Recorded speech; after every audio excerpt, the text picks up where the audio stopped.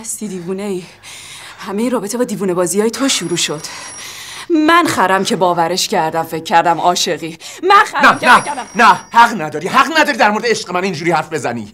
هرچی دوست داری بگو، ولی اصلا حق نداری عشق منو ببری زیر سوال. حق نداری. فرصت بده به هم دوباره برگردیم. من و تو زندگی کردیم یه عمر، من و تو از یه دردیم. فرصت بده نمیشه بو کنه ببینم خوشت میاد. احساسم به دوباره دیدامو ببازم که قلبمو بسازم. زندگی من بی تو ببین چه حالیه. بعد تو قلبم شکل یه جای خالیه. جای تو تا همیشه اینجاست. هستی و دوری حال دلت دریاییه. تجربم از تو تجربه تنهاییه. عاشق تو همیشه تنهاست. یکم دیگه بشینید تا میذارم.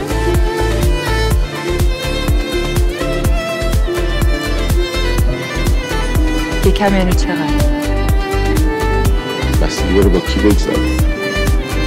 کاری خیلی زیاده، کاری خیلی کم.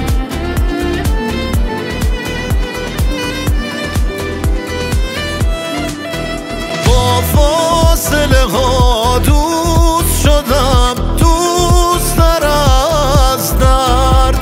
این فاصله از بس به تو نزدیک ترم کرد. انقدر که زیبا به خیال تو دوچارم.